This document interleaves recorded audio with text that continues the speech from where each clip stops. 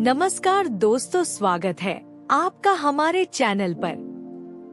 दोस्तों, जब फोन बजा ट्रिन ट्रिन ट्रिन।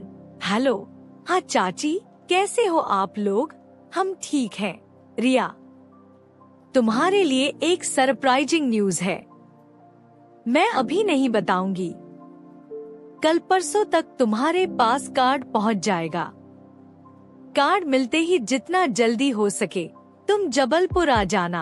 क्या बात है चाची, कुछ तो बताइए ना, मेरा दिल बैठा जा रहा है। अरे घबराओ मत, एक खुशखबरी है। कार्ड मिलते ही समझ जाओगी, चाची बोली। ओके बाय कहकर चाची ने फोन रख दिया।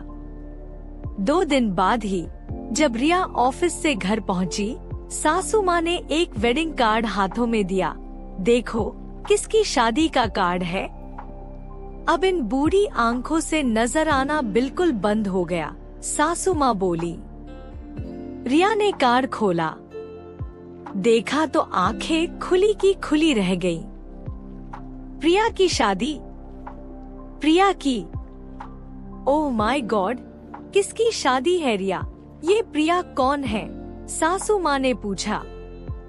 मन ही मन रिया ने सोचा कि इनको ऐसी बात बताना मतलब दुनिया भर की परंपराओं, आस्थाओं और पुरातनपंथी मानसिकताओं की तर्जें रोज सुबह शाम सुननी पड़ेगी। बेहतर है कोई भी बात बताकर फुर्सत हो जाए। मान जी, आप उनको नहीं जानती। बरसों पहले मेरे मायके के पड़ोस में रहा करते थे। उनकी बिटिया की शादी का कार्ड है। रिया बोली। तो इसमें इतना हैरान होने वाली कौन सी बात है? हर माँ बाप अपनी बेटी की शादी करते हैं। सासू माँ बोली। अरे नहीं मान जी, हैरानी वाली कोई बात नहीं, बहुत पुरानी पहचान है हमारी। प्रिया इतनी बड़ी हो गई कि इसकी शादी की बात चल पड़ी। पता ही नहीं चला समय कैसे निकल गया। रिया, लड़कियां तो होती ही पराया धन है। कब तक माँ बाप घर पर बिठा के रखेंगे? कुछ ऊंच नीच हो उससे पहले ही अपने घर जाकर गृहस्थी संभालें, वही अच्छा है। रिया ने सासू माँ से आगे बहस करना मुनासिब नहीं समझा और पर्स उठाकर अपने कमरे की ओर जाते हुए बोली।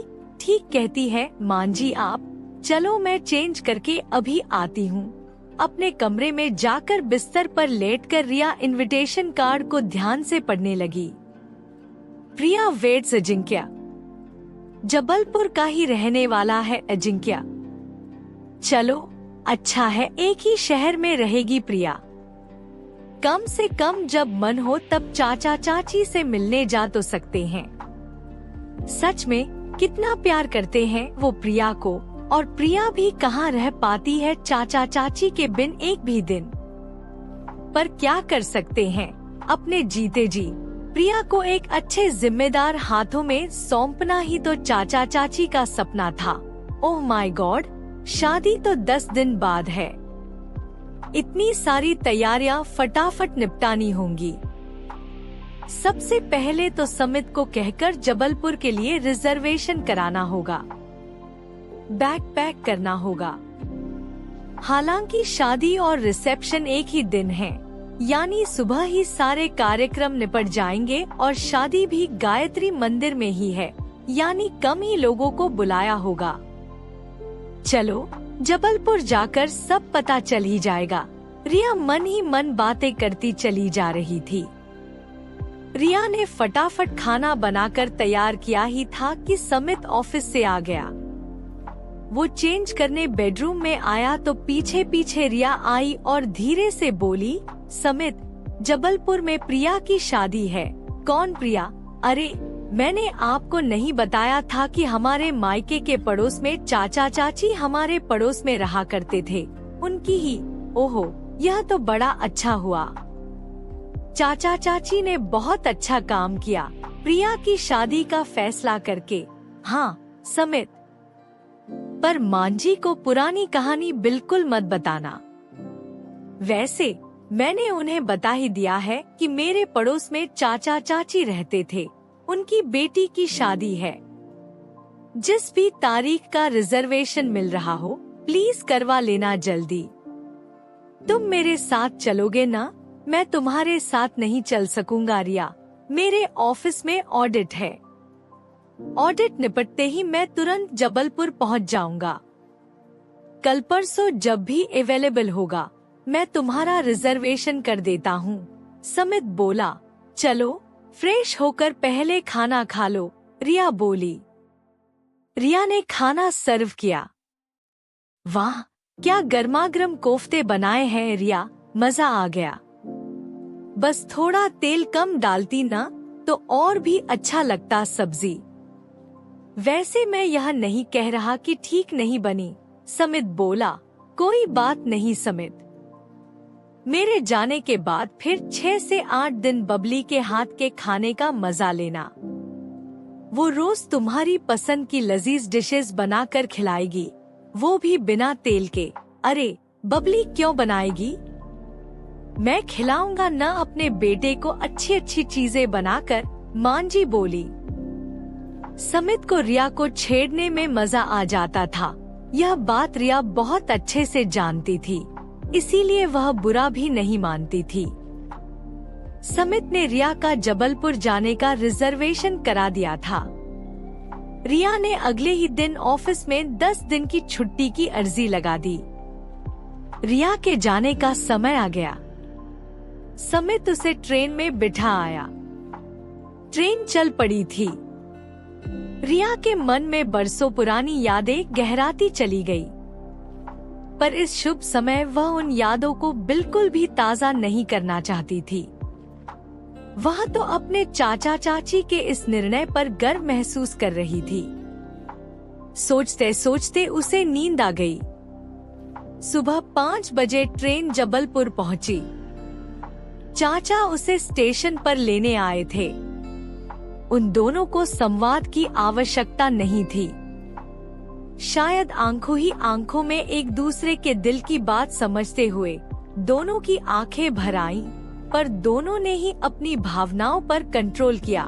कैसे हैं चाचा? कहकर प्रिया ने चाचा के पैर छुए। ठीक हूँ बेटी, ला सूटकेस मुझे दे। नहीं चाचा, यह एकदम हल्का है, मैं ही पकड़ लूंगी। दोनों घर पहुँचे। उन्हें देखते ही चाचा की बेटी यशी दौड़ते हुए बाहर आई और रिया का बैग उठाते हुए कहा, दीदी कैसी हो? हम सब आपका बेसब्री से इंतजार कर रहे थे। अंदर चाची और प्रिया ने रिया को देखते ही गले लगा लिया। इधर उधर की बातें करते हुए सबने मिलकर गर्मागर्म वड़ा पाव और चाय का आनंद लिया। फिर चाची बोली, रिया तुम और यशी प्रिया के लिए मेकअप का सामान और साड़ियों की मैचिंग की एक्सेसरीज खरीद लाना। फिर कल परसों प्रिया को पार्लर भी ले जाना। नहीं माँ, मुझे नहीं कराना ये सब। आपको तो पता है ना, मुझे ये सब कराने का मन बिल्कुल भी नहीं है, प्रिया बोली। अरे नहीं नहीं, क्या लगा रखा है? मैं चलूंगी तुम्हारे साथ पार्लर। यदि जाने का मन नहीं है तो घर पर भी बुला सकते हैं, ब्यूटिशियन को रिया बोली। जैसा ठीक समझो, तुम तीनों मिलकर डिसाइड कर लेना।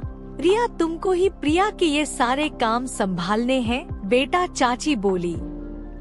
जी चाची, आप चिंता मत कीजिए, मैं और यशी सब संभाल लेंगे। नाश्ता करके थोड़ा आराम करने के बाद रिया बोली, चाची आप मुझे प्रिया की साड़ियों के मैचिंग के ब्लाउज दे दीजिए। मैं और यशी बाजार जाकर मैचिंग चूड़ियाँ, बिंदी वगैरह ले आएंगे। चाची और प्रिया उसकी साड़ियाँ लेने चले गए।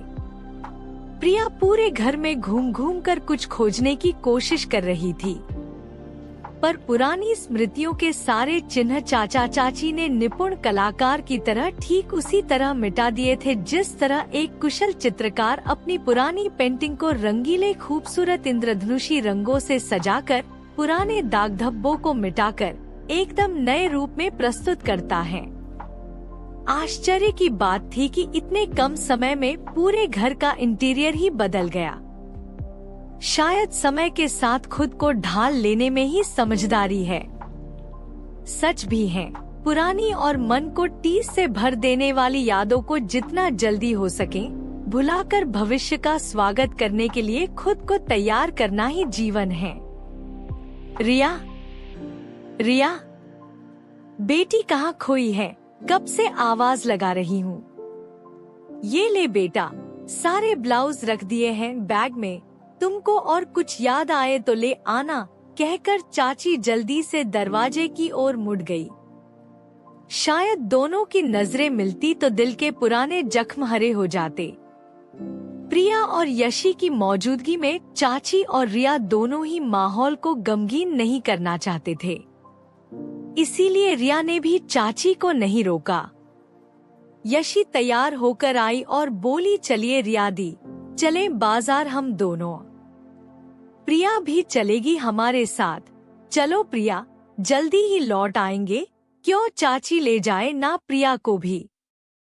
नहीं दीदी, मेरा जी नहीं कर रहा है जाने का, प्रिया बोली। अरे क्या करेगी घर पर, जाओ तुम भी रिया के साथ।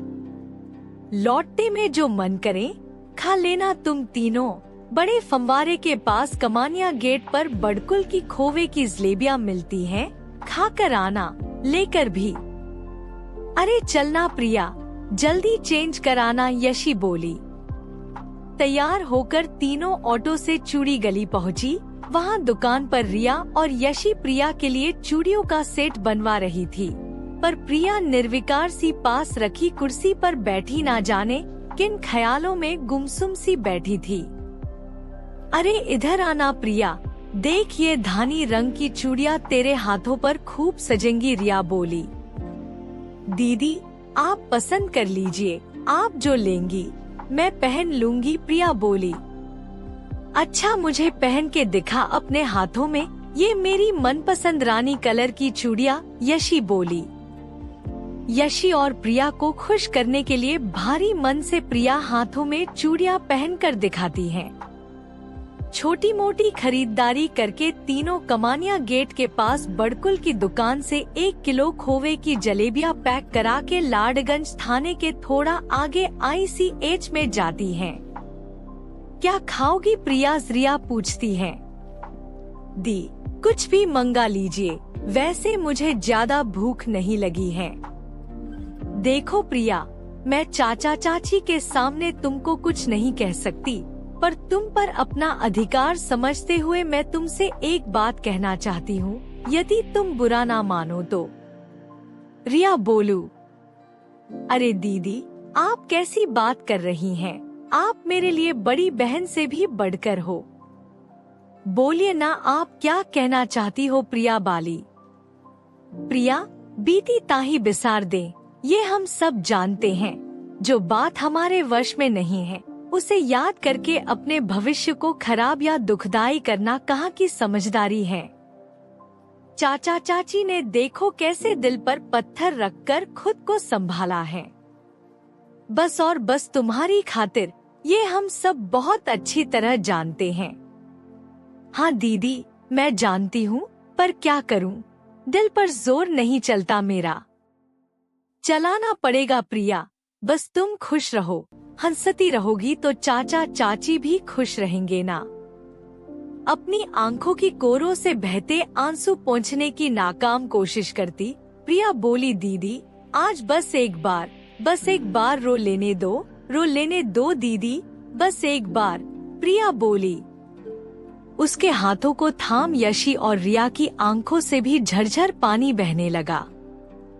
रिया ने जल्द ही खुद को संभाला और दोनों को वॉश बेसिन में मुंह धोकर आने को कहा। फिर उन्होंने मसाला डोसा, कटलेट और इडली ऑर्डर किया। खाते खाते रिया बोली, अब हम में से किसी के भी चेहरे पर उदासी नहीं दिखनी चाहिए, सब खुश रहेंगे और शादी को भी एंजॉय करेंगे। ओके ओके, यशी बोली।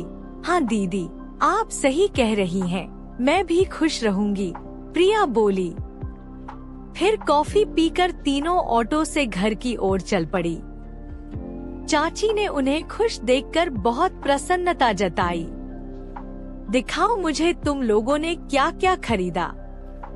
अरे वाह क्या सुंदर चूड़ियां हैं, खूब फबेगी हमारी प्रिया पर, कहती हुई चाची ने प्रिया की बलिया लेने लगी। भाव विभोर होकर प्रिया ने चाची को गले ही लगा लिया। तीव्र गति से समुद्र में उठते सैलाब की तरह आंखों की कोरों के बाहर बह निकलने को आतुर आंसुओं को बड़ी मशक्कत से थामते हुए प्रिया ने हंसते हुए माँ के हाथों को अपने हाथों में थामते हुए कहा, माँ, मैं कितनी किस्मत वाली हूँ कि मुझे आप जैसी माँ मिली। नहीं बेटी, हम किस्मत वाले हैं कि तुम जैसी बेटी मिली हमें। चांद का टुकड़ा है हमारी प्रिया।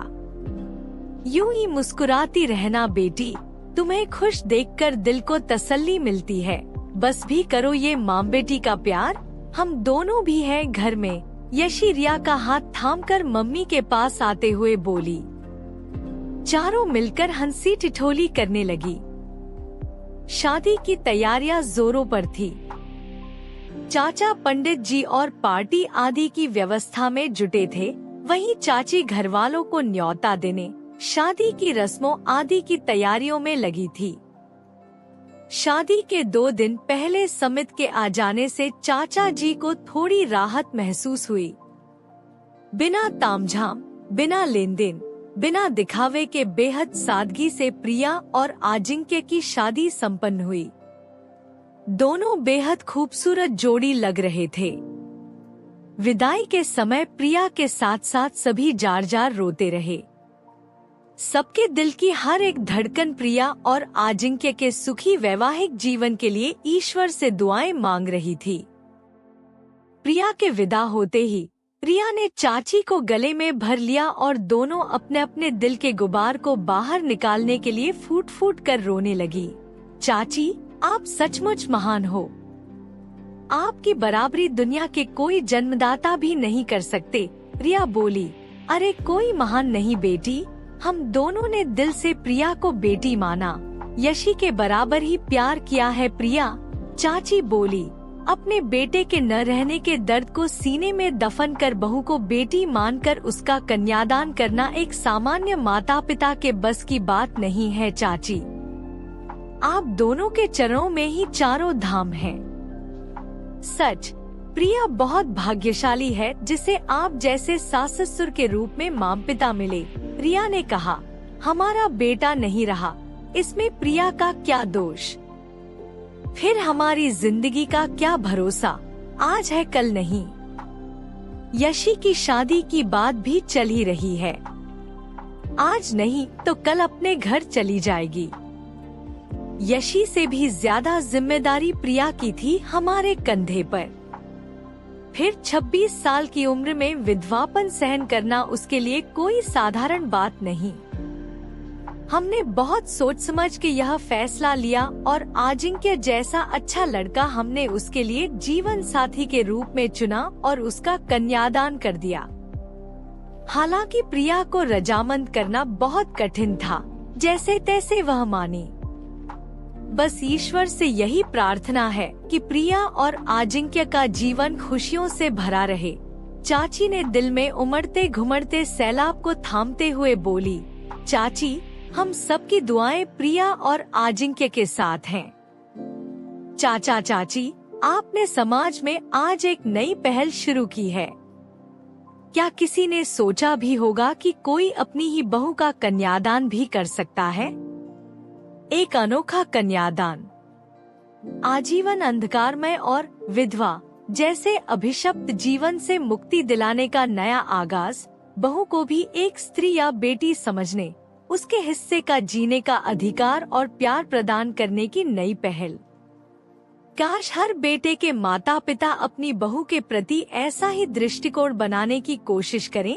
कब आएगा समाज में ऐसा बदलाव? कब जागेगी चेतना? कब? आखिर कब?